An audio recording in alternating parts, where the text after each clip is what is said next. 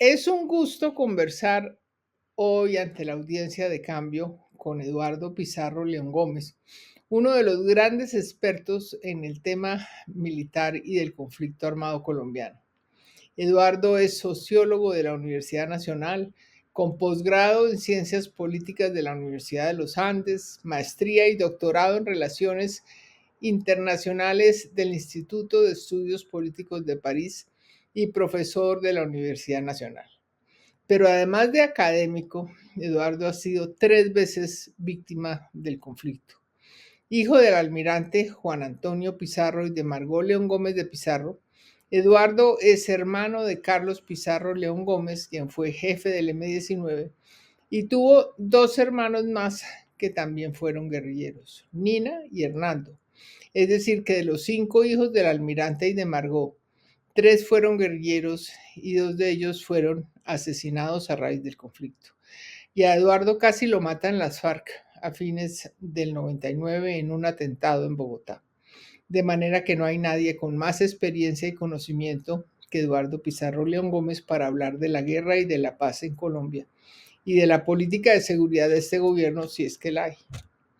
Bienvenido a Cambio, Eduardo Pizarro. Muchas gracias, Patricia, por esta invitación para conversar de un tema tan importante. Sí, señor.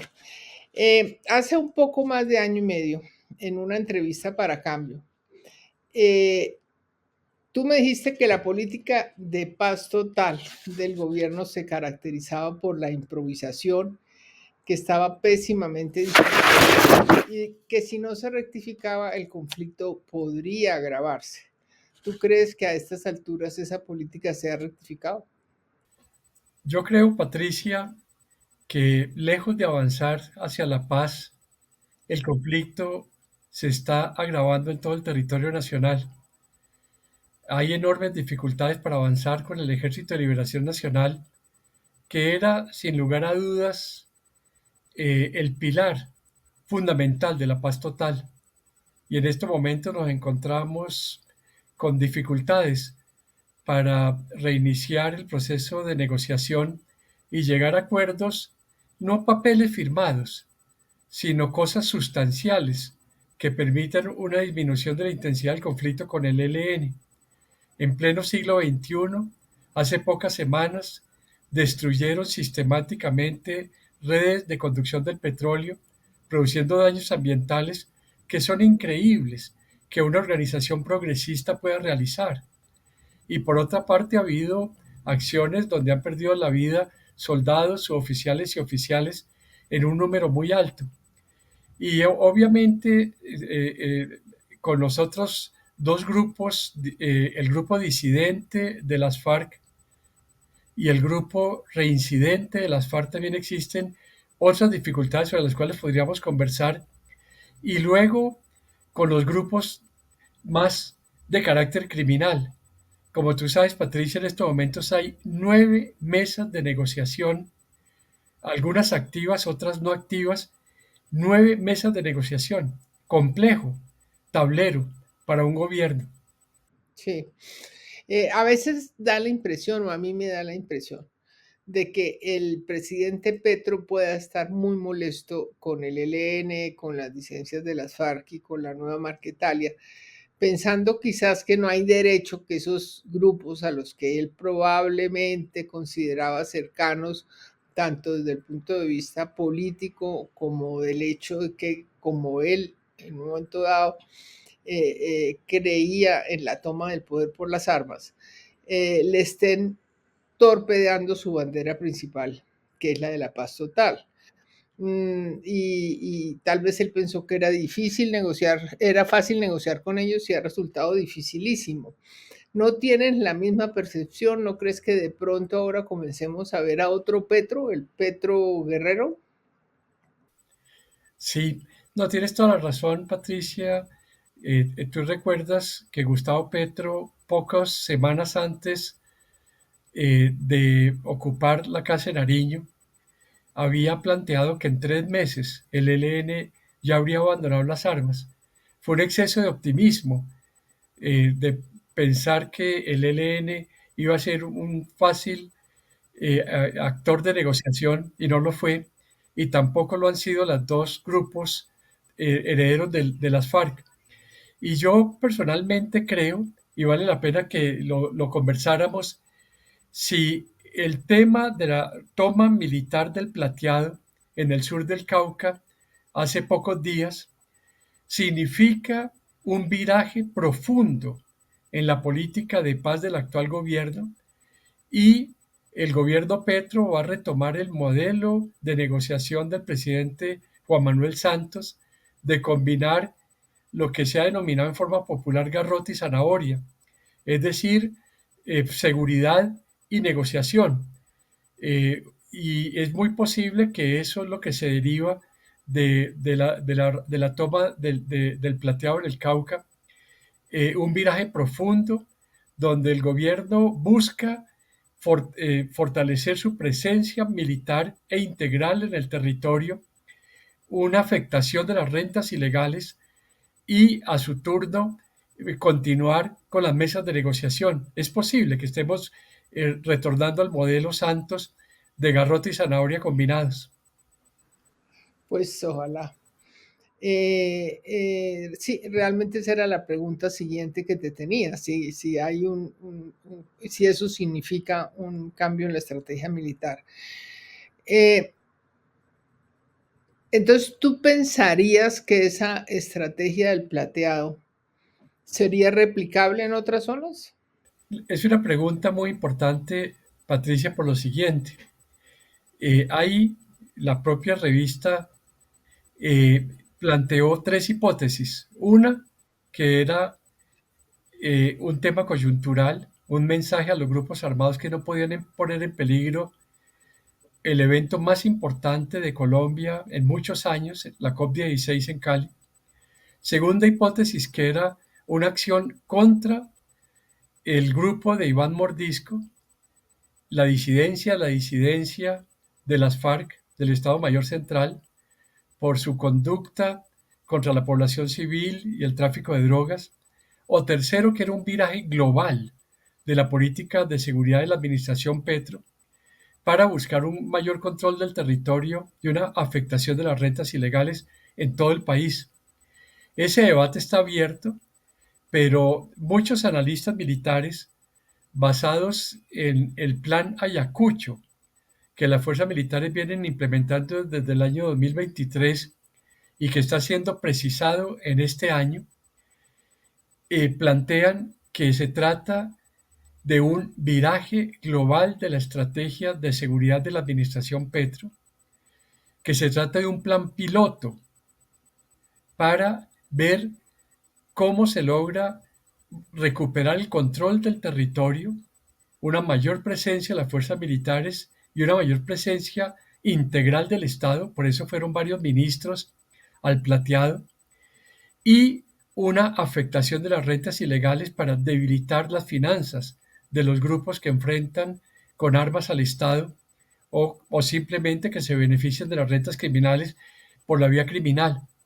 Entonces, muchos analistas plantean que estamos a puertas de un viraje de la estrategia de paz de la administración Petro. Ese es el debate interesante y sobre todo se basa, como te planteé, en el plan Ayacucho aprobado en el año 2023. Las Fuerzas Armadas no estaban haciendo nada en los territorios, o sea que los grupos armados de todos los pelambres se paseaban allá como Pedro por su casa y el ejército no aparecía por ningún lado, estaba como paralizado, pero no sé si era que estaban pensando o que estaban desconcertados. ¿Tú qué crees? Yo creo que fue un mal diseño de los ceses al fuego bilaterales con este número tan alto de grupos que enfrentan al Estado, 9 grupos, y en el sentido de que los ceses al fuego bilaterales para disminuir las afectaciones humanitarias y crear espacios de negociación se hicieron sin las condiciones exigidas a la contraparte y éstas aprovecharon este cese al fuego sin condiciones para mejorar su control del territorio, para mejorar su control de las rentas ilegales locales y para buscar una conducta subordinada de las poblaciones locales a riesgo de represalias. Lo que ha conducido estos ceses al fuego bilaterales sin condiciones es una expansión de todos los grupos en el territorio nacional y si bien han caído en alguna medida las afectaciones humanitarias, no se ha logrado mejorar el control del territorio ni se ha logrado avanzar en la paz. Es decir, lo que se requiere en estos momentos es cambiar absolutamente el modelo. Fíjate tú, Patricia, en un hecho, que se están nombrando eh, eh, negociadores de paz a personas que estaban detenidas como el señor Gafas, el secuestrador de Ingrid Betancourt, y ahora el señor Gafas aparece en el Cauca con una concejala que fue secuestrada por este grupo y Gafas delante de los medios de comunicación le exige que salga del territorio. Es decir, estamos nombrando negociadores de paz a personas detenidas y eso le está permitiendo a estos grupos armados ilegales recomponer sus líneas de mando con personas con experiencia de años y años como Gafas, sin que estas personas muestren realmente una conducta a favor de la paz. Creo que el caso de Gafas amerita una gran reflexión. Muy complicado. A ver, para tener las cosas claras, en este momento solamente hay cese al fuego con el sector de las disidencias de Calarcá, ¿cierto? Exactamente. Porque pues no hay con el ELN y con Marquetalia, ¿en qué estamos? ¿Hay cese al fuego o no hay cese al fuego? Con el grupo de Marquetalia hay enormes dificultades porque, como tú sabes, el presidente Juan Manuel Santos elevó los acuerdos de paz a nivel constitucional y los depositó en Naciones Unidas y ahí se planteó que quienes, habiendo firmado los acuerdos de paz, rompieran con estos, ya no podían ser considerados actores políticos, sino actores que solamente podían ser objeto de una negociación con el Estado en términos de carácter penal. Es decir, hay una barrera legal para negociar con la segunda Marquetalia y solamente se pueden, de acuerdo con los textos legales, acogerse a la justicia. Esto es muy complejo porque lo que se les ha planteado a los negociadores de paz del gobierno es que con la segunda Marquetalia lo que se puede discutir es que ellos acepten los acuerdos de paz ya firmados en el Teatro Colón, no haya una negociación de temas distintos a esos, porque ellos lo firmaron y estuvieron presentes en el Teatro Colón, luego fueron parlamentarios como Iván Márquez, y simplemente que muestren una voluntad de responder ante la justicia por su conducta posterior con algunos beneficios de justicia transicional.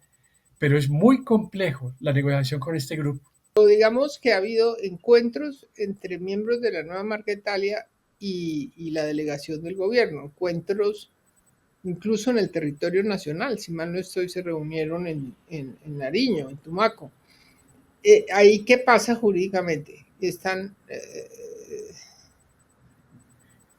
Hay, hay una barrera legal y el gobierno no ha resuelto esa barrera legal porque, como te dije, el texto de La Habana aprobado en el Teatro Colón fue elevado a texto constitucional. Es decir, se requeriría una reforma constitucional. Imagínate el desafío para poder negociar con la segunda Marquetalia. El texto dice explícitamente que los grupos que hayan firmado y que vuelvan a las armas no pueden ser considerados como actores políticos.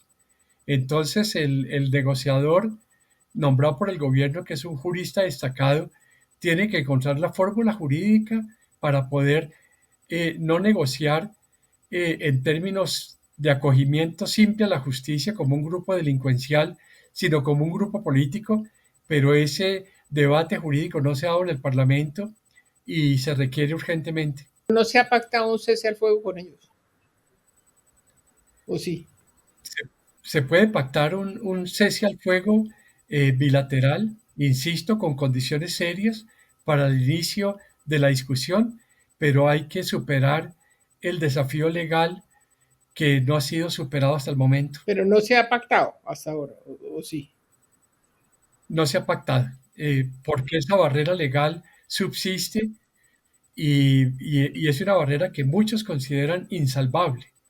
Es decir, que si Iván Márquez y el grupo de la Segunda Marquetalia quieren entrar de nuevo a la vía legal, no lo pueden hacer por la vía de la negociación política con un grupo guerrillero tradicional, sino que tienen que hacerlo a partir de un acogimiento a la justicia como un grupo criminal. Esto es enormemente complejo.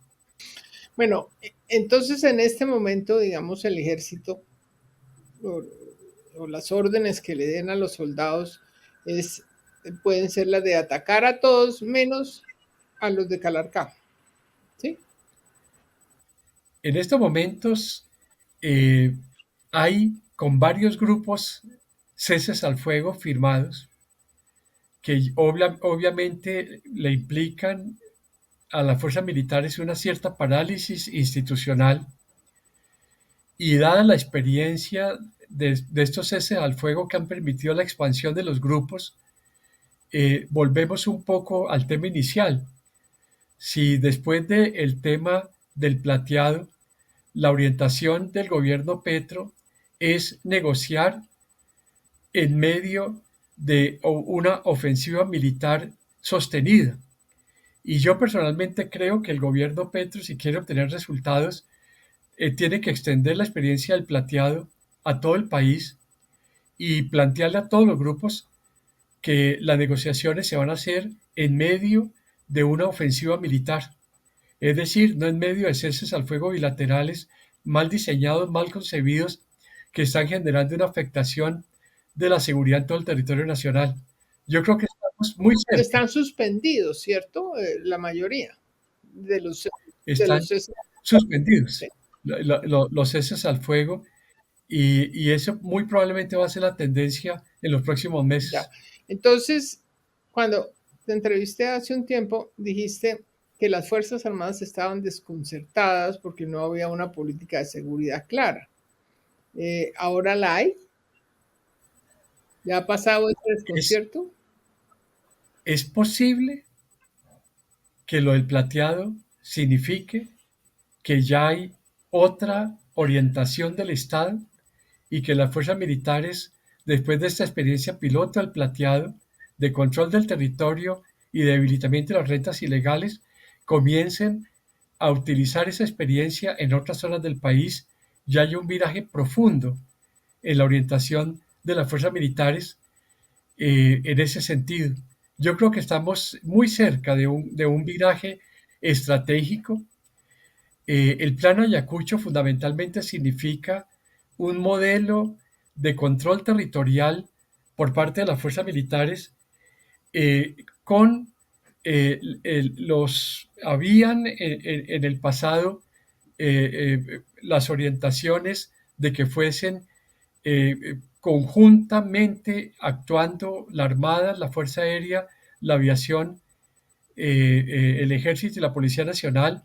Ahora se está cambiando el modelo, el Ejército tiene el liderazgo en la tierra, la Fuerza Aérea en el aire y la Marina en los océanos y la Infantería de Marina en los ríos, en las fronteras. Entonces estamos teniendo un cambio estratégico fundamental donde cada una de las fuerzas va a tener una especialización de acuerdo con si son fuerzas de tierra, de aire o de mar o de río, la infantería de marina, y vamos a entrar a un modelo de control territorial y debilitamiento de las rentas ilegales. Esta es la esencia del plan Ayacucho. Un cambio positivo. Un cambio realmente positivo que le manda que envía un mensaje muy fuerte a los grupos. Señores, ya los ceses al fuego bilaterales sin condiciones se terminaron. Ahora hay reglas de juego claras. Ustedes tienen que ir abandonando progresivamente el control de rentas ilegales, tienen que no afectar a la población civil y tienen que respetar los ceses al fuego para poder tener una negociación seria con el Estado. También me decías hace año y medio que ojalá el ministro de Defensa demostrara tener un conocimiento más sólido de seguridad y defensa. ¿Tú crees que ha aprendido algo? Yo creo que el ministro de Defensa Velázquez está haciendo un aprendizaje importante y la lectura que he hecho de los últimos documentos de las fuerzas militares muestran que ya se está haciendo, eh, recogiendo la experiencia de estos 2 años de negociaciones frustradas y se está haciendo un ajuste profundo en las fuerzas militares. Lo que te comentaba, Patricia, de la especialización del ejército en tierra, de la fuerza aérea en el aire, de la marina en los océanos y de la infantería de marina en los ríos, que como sabemos los ríos son las grandes autopistas para el tráfico de drogas y de armas en las fronteras del país. Me parece que muestra un aprendizaje importante el ministro de Defensa estos 2 años y creo que vamos a tener sorpresas, sorpresas importantes, interesantes, que pueden conducir a una mejoría en el orden público y a mejores resultados en las negociaciones de paz. Ok. Mm, Después de la enorme purga de generales que hubo, tanto en el ejército como en la policía, Eduardo, ¿crees que ya se ha superado esa crisis? Desde mi punto de vista, fue un error haber salido de tantos generales con tanta experiencia acumulada y el ejército se quedó sin un número de generales suficientes para ocupar cargos que requerían la formación de un general. Entonces tuvimos una enorme cantidad de coroneles que no habían hecho los cursos de Estado Mayor para ocupar unidades militares de, que implicaban una formación distinta, pero me parece que ya se está superando ese bache y hoy en día los coroneles ya han hecho los cursos de Estado Mayor y ya tienen la formación de generales para unidades militares importantes como las divisiones del ejército, por ejemplo. Entonces, yo creo que hoy tenemos una cúpula militar mejor preparada, ya consolidada, y el viraje que implica el plan Ayacucho ya puede ser sostenible a largo plazo en mejor medida. Pero de todas maneras debieron salir bastantes generales cuestionados éticamente, ¿o no? A mí me preocupa mucho ese tema por lo siguiente. Obviamente había, sin duda, generales cuestionados por el tema de los falsos positivos u otros. Sin embargo, muchos militares que salieron tenían una hoja de vida intachable y una formación militar muy importante y muy necesaria para el país. Pero como al nombrar personas de menor rango, de menor antigüedad, conllevaba su salida necesaria, salieron oficiales cuestionados y oficiales no cuestionados, simplemente porque una persona de menor antigüedad ocupaba el cargo y él no podía estar bajo el mando de un oficial de menor antigüedad. Entonces salieron oficiales cuestionados y oficiales no cuestionados, y eso no fue siempre positivo. Ya. A ver la pregunta del millón, Eduardo. Si tú fueras presidente de la República, ¿qué harías para solucionar el conflicto?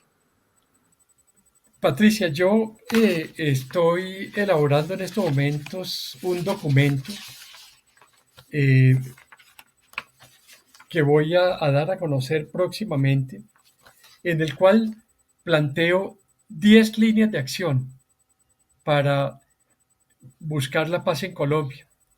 Yo creo que lo primero que se requiere es el diseño de un libro blanco, como se llama a nivel internacional de seguridad y defensa nacional.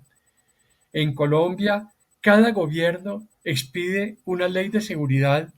Andrés Pastrana, la Ley de Seguridad y Defensa Nacional; Álvaro Uribe, la Política de Defensa y Seguridad Democrática; Juan Manuel Santos, la Política Integral de Seguridad y Defensa para la Prosperidad; Iván Duque, Política de Defensa y Seguridad para la Legalidad; Gustavo Petro, Política de Seguridad, Defensa y Convivencia Ciudadana. Es decir, Colombia vive en el cortoplacismo. No tenemos una visión estratégica a 20, 30 años. Y esto hace que debilita la capacidad del control del territorio y las políticas de seguridad a largo plazo. Yo creo que el presidente Gustavo Petro debería iniciar un debate para un libro blanco de seguridad y defensa nacional a 20, 30 años. Eso sería una primera cuestión. Segundo, necesitamos un monopolio legítimo de la autoridad. No podemos seguir privatizando la seguridad con las guardias indígenas, campesinas y cimarronas que están privatizando la seguridad en los territorios con graves riesgos para la seguridad del país, y la seguridad debe ser una función del Estado. Tercero, necesitamos un control del territorio integral. Cuarto, un mejor control de las fronteras. Quinto, un mejor mecanismo de cooperación internacional. Sexto, un debilitamiento de las rentas ilegales. Séptimo, un reordenamiento profundo de la Oficina de Paz y sus equipos. Octavo, una redefinición de las prioridades de la política de paz y su plan de acción. Yo creo que hay que priorizar los grupos de origen político y lograr la paz con los grupos de origen político sería una tarea fundamental. 9, unos ceses al fuego condicionados y con reglas de conducta claras. Y 10, necesitamos una gran movilización ciudadana por la paz. Yo creo que en Colombia requiere revivir el modelo del País Vasco Español, donde la movilización ciudadana llevó y obligó a ETA a abandonar las armas. Creo que nos falta ciudadanos en la calle exigiendo la paz, enviándoles un mensaje al ELN y a los grupos disidentes y disidentes de las FARC de que ya llegó el momento de cerrar el capítulo de las guerrillas por revolución cubana. Y que sean capaces de movilizarse en los territorios. Es decir, porque puede que hasta logremos movilizarlos en Bogotá, en fin, pero que lo sientan en los territorios. Y la gente está petrificada de miedo. Ese es un tema enormemente complejo, Patricia, que tú planteas, pero yo creo que si estos grupos creen que tienen una legitimidad ciudadana, hay que mostrar en las calles que los colombianos estamos ya agotados con la guerra. Fíjate, un hecho muy impactante. El M-19 en 1990, Antonio Navarro Wolf como candidato presidencial obtuvo 750.000 votos. El partido FARC, luego Comunes en el 2018, sacó 53.000 votos, 700.000 votos menos que el M-19 en 1990. Y el partido Comunes para Senado de la República en 2022 sacó 23.000 votos. Es decir, yo creo que los grupos guerrilleros tienen que, después de esta experiencia, tomar conciencia que el país está agotado con la violencia, agotado. El Partido Comunes en el año 2026, al ritmo que vamos, pierde la personería jurídica, porque el umbral mínimo para obtener representación parlamentaria hoy en día es de 500.000 votos y el Partido Comunes tiene 23.000. Va a perder la personería jurídica. Esto muestra el agotamiento de Colombia con la lucha armada y muestra, y es un mensaje muy fuerte de que hay que cerrar este capítulo rápidamente. Digamos, el tema del ELN, ¿cómo lo manejarías? La crisis actual. Es un tema que a mí me preocupa mucho porque el ELN viene negociando desde 1991 con todos los gobiernos. Y obviamente hay una enorme preocupación que el ELN esté utilizando las negociaciones no como un recurso para transitar de las armas a la política, sino como un recurso para fortalecerse militarmente en forma sistemática desde 1991. Si tú me preguntas, Patricia, yo creo que en el caso del ELN, yo insisto, Hay que buscar fortalecer la presencia del Estado, sobre todo en su área estratégica, que es Arauca, debilitando las rentas ilegales, y se requiere definitivamente una gran movilización ciudadana por la paz. Yo estoy pensando en el año tal vez 2008 o 2009, con la movilización contra el secuestro y con las FARC, que fue un mensaje muy profundo que las FARC recibieron y que condujeron a un replanteamiento global de su línea de acción.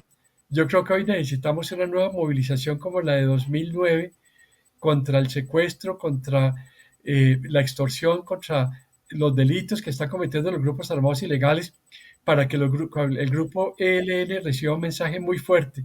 Estamos ya cansados con una violencia inútil que no ha beneficiado en nada a los colombianos.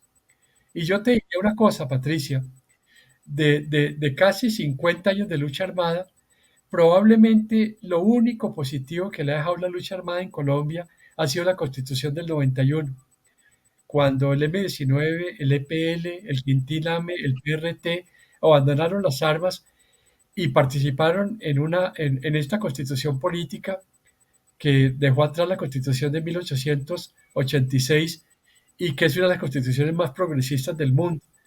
Creo que ese es el gran legado que nos ha dejado la lucha armada en Colombia, y creo que necesitamos mostrarle a los grupos guerrilleros que subsisten que su persistencia en la lucha no está siendo positiva ni para los sectores populares donde tienen presencia, ni para el país en su conjunto.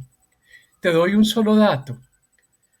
Colombia está gastando un número excesivo de recursos en temas de seguridad y defensa nacional, para el orden público interno, que puedan destinarse para el desarrollo, que puedan destinarse para los sectores populares, que puedan destinarse para los programas de salud y educación. ¿Por qué tenemos que destinar el 20 o el 30% de los recursos del Estado en seguridad cuando podíamos destinarlos a la mejoría de los sectores populares? Ese simple hecho debería ser un objeto de reflexión por parte de la cúpula del ELN. Sí, en el caso del proceso del ELN, entonces tú seguirías adelante si de ti dependiera con el proceso de Comuneros del Sur que llevó a la crisis a la mesa de negociación con el ELN. Es un tema muy difícil el que planteas, porque obviamente hay una división en el gobierno. Hay quienes creen que hay que salvar del ahogado el sombrero y por lo menos mostrar un proceso de paz exitoso con Comuneros del Sur, y si este proceso de paz tiene éxito, que otros frentes guerrilleros, tanto del ELN como de las disidencias de las FARC, comiencen a negociar en forma eh, eh, aislada, rompiendo la unidad de esos grupos. Y hay quienes piensan que las negociaciones con Comuneros del Sur está sacrificando la negociación más estratégica con el COSE y el Estado Mayor Central. Entonces hay dos lecturas. La lectura más de Oti Patiño, que hay que favorecer las negociaciones territoriales como Comuneros del Sur, y que ésta sirva para que otros frentes aislados también negocien, debilitando globalmente las organizaciones y mostrando un camino. Y hay quienes consideran que es negativo porque debilita la voluntad de paz del COSE y introduce dificultades. Si tú me preguntas, ¿yo qué haría? Yo continuaría con Comuneros del Sur y al mismo tiempo le mostraría al COSE los riesgos que tiene continuar una guerra inútil que puede fracturarla y llevar a que otros frentes de guerra, como en Chocó, en Antioquia, en otras zonas del país, puedan seguir ese camino. Eso implica Eh, fortalecer la ofensiva militar con el ELN, digamos.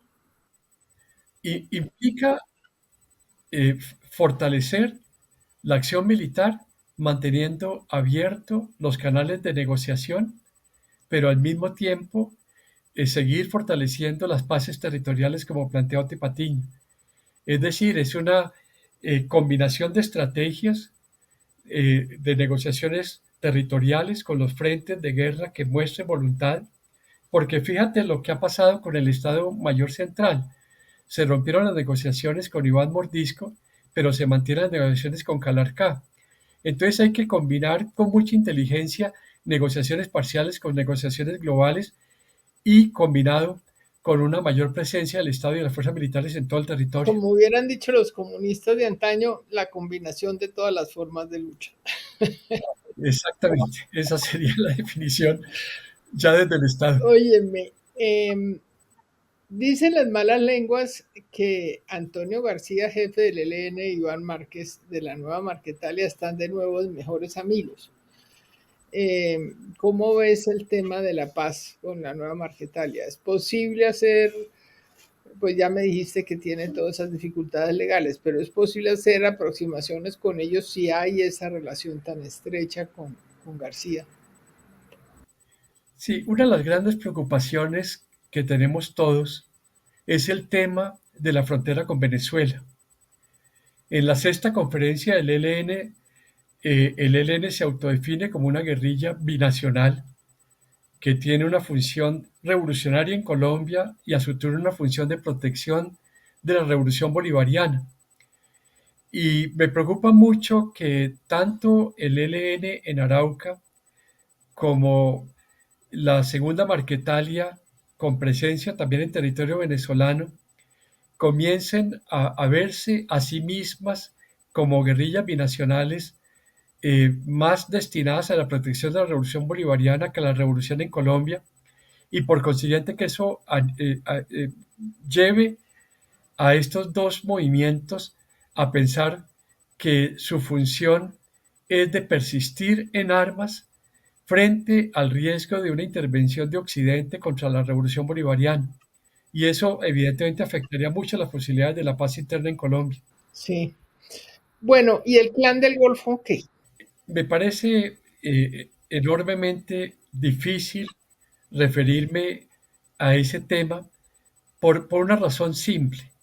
Yo creo que el clan del Golfo, que hoy en día se llama pomposamente el Ejército Gaitanista de Colombia, o los Pachencas en la Sierra Nevada, que hoy en día se llaman pomposamente las autodefensas de la Sierra Nevada de Santa Marta, para darse un cierto barniz político, desde mi perspectiva personal, no son grupos de carácter político de ninguna manera. Allí tengan un cierto control del territorio y un cierto control de la población a través de amenazas u otras formas de dominio. Yo creo que se trata fundamentalmente de organizaciones de carácter criminal. Y me parece que la negociación con estos grupos de carácter criminal deben ser fundamentalmente apoyadas en una disminución de las rentas ilegales. Yo creo que la prioridad es combatir las rentas ilegales, la minería ilegal, el oro y el tráfico de drogas, y en el caso del Clan del Golfo, el tráfico de personas en la región de Urabá. Es decir, si tú me preguntas, yo continuaría con algunas vías de comunicación, pero lo estratégico es disminuir las rentas ilegales. Si miramos la experiencia de México, si miramos la experiencia de Ecuador, la persistencia de rentas ilegales hace inviable el éxito de las negociaciones. Te cuento una anécdota, Patricia. En el año 2006 discutí largo con Mancuso en la cárcel de Itagüí el tema de la desaparición de las Autodefensas Unidas de Colombia. Y le dije, señor Mancuso, terminó. Y me dijo, no, faltan los mandos medios porque los incentivos criminales persisten y esos mandos medios van a continuar si no se debilitan las rentas ilegales. Y surgieron las BACRIM, las bandas criminales, en el año 2007. Es decir, él pronosticó que iba a ocurrir. Y con estos grupos como los Pachencas o el Clan del Golfo, o como se quieran denominar más pomposamente, si tú no disminuyes las rentas ilegales, el fenómeno se reproduce, porque los mandos medios son un dolor de cabeza de todos los procesos de paz en el mundo, en África, en Asia. Una vez Las cúpulas dirigentes enriquecidas se retiran de la guerra, los mandos medios los sustituyen. Y la República Democrática del Congo, en Afganistán, ese ha sido el fenómeno. Eduardo, tú estás a punto de sacar esta semana un libro, sale el 1 de noviembre a librerías, que se llama Ni golpes militares ni golpes civiles. ¿Por qué no nos hablas un poco de ese libro? Patricia, ese libro nació de un almuerzo en una embajada latinoamericana un mes antes de la posesión de Gustavo Petro. Y el embajador nos dijo que él tenía mucha preocupación de la posibilidad de un golpe militar para impedir que Petro se posesionara. Yo le dije, señor embajador, Colombia es el único país de América Latina donde no hay una tradición de golpes militares. Solamente tuvimos uno en el siglo XIX, José María Melo, en 1854, 8 meses, y dos gobiernos cívico-militares en el siglo XX, Rojas Pinilla y la Junta Militar de Gobierno, entre 1953 y 1958. Es decir, 8 años de gobiernos militares en 200 años. Pinochet duró 17 años en el poder, Stroessner en Paraguay 34. Colombia tiene una tradición civilista impresionante. Y por otra parte, la última vez que hubo un golpe civil fue cuando San Clemente, ya con más de 80 años, no podía gobernar desde Bogotá y le tocó irse a Tierra Caliente en Cundinamarca a gobernar. Imagínate, Patricia, gobernar a Colombia en una época donde no había internet, en medio de la guerra de los 1000 días. Y fue depuesto. Y fue la última vez que hubo un golpe civil. Es decir, el último golpe militar de Colombia fue en 1854 y el último golpe civil fue en 1900, hace 124 años. Entonces mi libro era, ¿por qué hay 1000 libros reflexionando por qué América Latina es el continente de los golpes militares y no hay un solo libro reflexionando de por qué Colombia es la excepción? La excepción. Entonces el libro es ¿por qué Colombia es la gran excepción en América Latina de una gran estabilidad de gobiernos civiles? Malcolm Dees, en un artículo antes de morir, mostró que Colombia, después de los Estados Unidos, es el segundo país del mundo por el número de elecciones celebradas. El segundo país del mundo por el número de elecciones celebradas es Colombia. Estamos votando desde 1831. Entonces, señor Gustavo Petro, ¿A ¿cómo? qué se debe? ¿A que los militares respetan al gobierno civil?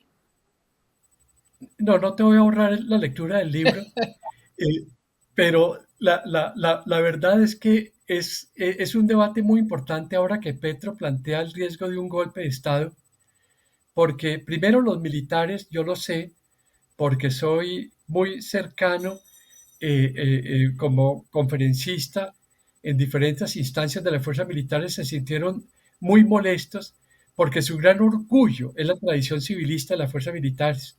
Ellos cuando se reúnen con sus ejércitos del continente, su tradición civilista es su mayor orgullo. Se sintieron afectados en su tradición y en su orgullo institucional. Pero por otra parte, en Colombia uno no se acuesta nunca pensando que por la mañana va a haber un Pinochet o un Videla durmiendo en la casa de Nariño. Uno no se despierta en Colombia pensando que el presidente va a ser cambiado. Te insisto, no ocurre desde 1900. En Colombia tenemos una tradición civilista real. Entonces, el libro es un debate sobre este tema, mostrando que no hay condiciones de ningún orden para romper el orden institucional de Colombia y que sería enormemente perjudicial si eso ocurriera. Petro debe terminar su mandato en el 2026 y sin ningún factor de alteración del orden institucional de Colombia. Entonces, ¿tú no crees en el cuento del presidente Petro de que esté comenzando un golpe blando? De ninguna manera. Hay obviamente sectores de extrema derecha que quisieran que el gobierno de Petro terminara antes del 7 de agosto de 2026, pero no existe ninguna posibilidad de que eso ocurra y no sería conveniente para Colombia. Un cambio brusco del mandato del presidente Petro podía revivir las protestas ciudadanas radicales del año 21-22, podía llevar a una gran frustración de los sectores que creyeron en el cambio, podía llevar a pensar a estos sectores que hay un viraje hacia la extrema derecha que va a afectar sus intereses y eso afectaría enormemente la estabilidad de Colombia. Yo creo que para Colombia es muy importante que el gobierno Petro termine su mandato y después del año 26 un nuevo mandatario civil, el que gane las elecciones, lo sustituya. Pero de ninguna manera Colombia debe romper su tradición civilista que ya tiene, insisto, 200 años desde 1831, desde la disolución de la Gran Colombia. O sea que tú crees que toda esta historia del Consejo Electoral y esa investigación no para en nada. No, el Consejo Electoral puede pasar a la Comisión de Acusaciones de la Cámara. En la acusación de la, de esta, eh, ¿cómo se llama? Eh, de acusaciones de la Cámara, ¿cómo se llama Comisión. cómo? Comisión. La Comisión de Acusaciones de la Cámara tiene 18 miembros, el Pacto Histórico tiene 9, con sus aliados hace 12, es decir, el tema puede ser que llegue allá, pero no prospere. Y en el caso de que eso pasara y prosperara y luego pasara a la plenaria de Cámara y Senado, la experiencia con lo que ocurrió con Samper es que obviamente es muy complejo que el Congreso pueda tomar una decisión mayoritaria para cambiar al presidente. Yo creo que va a haber una impacto político, el financiamiento irregular eventual de la campaña Petro en el año 2022, pero no va a tener consecuencias de sustitución del presidente porque o no prospera en la Comisión de Comisiones de la Cámara o no prospera en la plenaria del Senado. Independientemente de los temas legales, a mi juicio un poco injusto, porque ahí no se habla de plata del narcotráfico ni de Odebrecht, etcétera, que haya entrado, sino la FECODE y, en fin, este país santanderista. Pero bueno, ya terminando, Eduardo, al final del gobierno de Petro, ¿cómo crees que se verán los panoramas de la paz y de la seguridad? Hay 2 años para rectificar. Si el gobierno Petro, como muestra en el plateado, está dispuesto a un replanteamiento global de lucha contra los incentivos criminales, el oro, el narcotráfico y el tráfico de personas, una mayor presencia del Estado en forma integral, no solamente de las fuerzas militares en todo el territorio nacional, y unas reglas de juego más claras en los procesos de negociación con los grupos de origen político y origen criminal, es posible que tengamos resultados positivos. Es decir, yo quiero creer que después del plateado en el Cauca vamos a tener un mejor modelo de seguridad y paz combinados y que vamos a tener mejores resultados. Yo quisiera creer y darle este voto de confianza al gobierno de que estamos a puertas de un replanteamiento global positivo. Y la última pregunta, Eduardo. El presidente Petro habla mucho de Carlos Pizarro, tu hermano, y se apoya mucho en su imagen. De hecho, su sombrero blanco lo entronizó como un símbolo muy importante. Eh, ¿Qué crees que estaría pensando Carlos del gobierno de Petro? Bien, yo no puedo hablar por él. Lo que siento profundamente es que no hubiera sido él el que hubiese ganado las elecciones en 1990 y hubiéramos tenido a la izquierda gobernando desde esa época con una posibilidad de haber comenzado desde 1990 la construcción de un país más justo. Yo sí lamento profundamente que le hubieran impedido a Carlos, mi hermano, haber gobernado. Yo participé con algunos profesores del Instituto de Estudios Políticos de la Universidad Nacional IEPRI en la elaboración de su programa que se llamaba Un país de propietarios y era un proyecto político de gobierno muy moderado que buscaba crear un capitalismo social. Creo que fue una frustración de Colombia. Y sabes, Patricia, un fenómeno que a mí me inquieta mucho. Todo el liderazgo político hoy de Colombia es de huérfanos de padres asesinados. El presidente Uribe, María José Pizarro, Iván Cepeda, Los Galán, Cristo. ¿Qué significa sociológicamente un liderazgo de padres asesinados? Me parece que es un tema interesante de reflexión porque plantea un gran vacío. Todos los hijos de padres asesinados quieren ser presidentes para llenar el vacío que su padre no pudo cumplir. Ya lo logró Uribe, pero ahora Cepeda quiere ser presidente, Cristo quiere ser presidente, María José Pizarro quiere ser presidente. Eh, eh, es un fenómeno sociológicamente interesante que valdría la pena que ustedes en tu revista hicieran una reflexión al respecto, porque no conozco otro caso en el mundo de un liderazgo de padres asesinados y sus implicaciones. Muy triste, muy triste. Al oírte contestar esa última pregunta y ante esa tristeza y frustración de que Carlos Pizarro no hubiera sido presidente, pienso que no es verdad lo que dicen tus enemigos de que te hayas vuelto de derecha.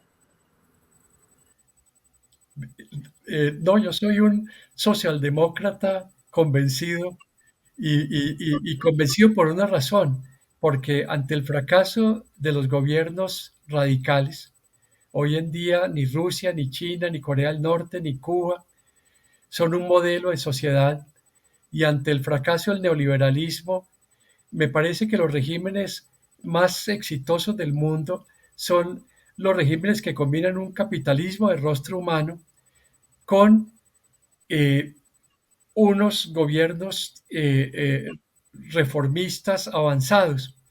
Es Canadá, es Suecia, es Noruega, es Finlandia, es Nueva Zelanda, es Australia. Yo creo que si tú miras en el mapa global, esos regímenes, los capitalismos de rostro humano, con una fuerte inversión social, con una débil desigualdad de los ingresos, son las sociedades más exitosas. Entonces, yo soy un convencido de que hoy los modelos de sociedad son esos: Canadá, Suecia, Nueva Zelanda. Bueno, y ahora sí la última pregunta que me acaba de asaltar a la mente. ¿Votarías por María José Pizarro para la presidencia? Es probable que en 10 años sí, cuando esté preparada más, más, más seriamente para gobernar. María José podría ser una buena presidenta hoy de Uruguay o de Suiza. Colombia es un país enormemente complejo que requiere una enorme preparación en términos muy difíciles de economía, de administración pública, de seguridad nacional, de seguridad pública, y creo que ella debe esperar hacia el futuro, prepararse mejor. Entonces, ese es mi mensaje a María José. Eh, eh, Probablemente en 10 años siga preparándose y formándose. Usted puede llegar a ser una exitosa presidenta de Colombia, pero todavía tiene que madurar. ¿Y hoy quién te gusta? Frente a esa pregunta, me quedo en silencio. Y creo que hay una crisis de liderazgo en Colombia y en el mundo. Yo le pregunto a mis amigos: ¿usted qué líder del mundo admiran? Y todos se quedan en silencio 2 minutos. Uno hace 10, 20 años respondía inmediatamente.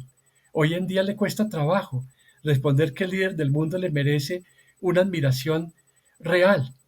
Hay una crisis de liderazgo global y hay una crisis de liderazgo muy profunda, me parece a mí, en Colombia.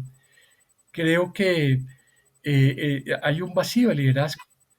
Yo no me explico la razón, pero yo te hago esa pregunta a ti: ¿qué líder del mundo hoy te amerita una admiración total? Sí, no, no, no hay alguien que realmente descuelle en el país. Algunos me hablan del presidente de Brasil, sobre todo en su primer mandato, del presidente de Chile, pero sí, comienzan a dudar. Yo te digo que estamos viviendo un fenómeno global. No sé si es una consecuencia de las redes que están llevando, que están generando liderazgos sacados del sombrero. Vamos a esperar cómo le va a la nueva presidenta de México, a ver si es ella la que nos va a generar admiración, pero yo siento que hay una crisis de admiración hacia los líderes en el mundo.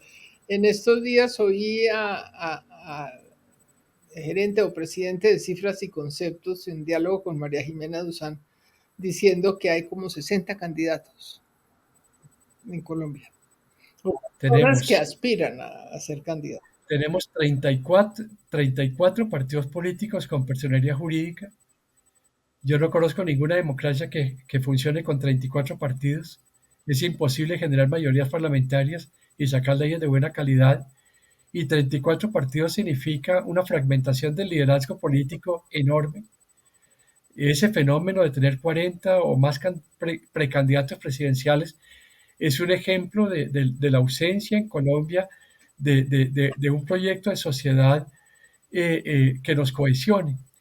Y creo que para el 26 vamos a tener que hacer un gran esfuerzo para sacar un líder político y un programa nacional con esta fragmentación del sistema de partidos y esta fragmentación del número de liderazgos, de líderes políticos potenciales. Bueno, mira a ver si te lanzas tú, Eduardo. Sí, no, mi única aspiración es presidente de la junta directiva de mi edificio. Muy bien. Pues muchas gracias por este tiempo. Yo creo que fue un diálogo muy interesante y muy ilustrador.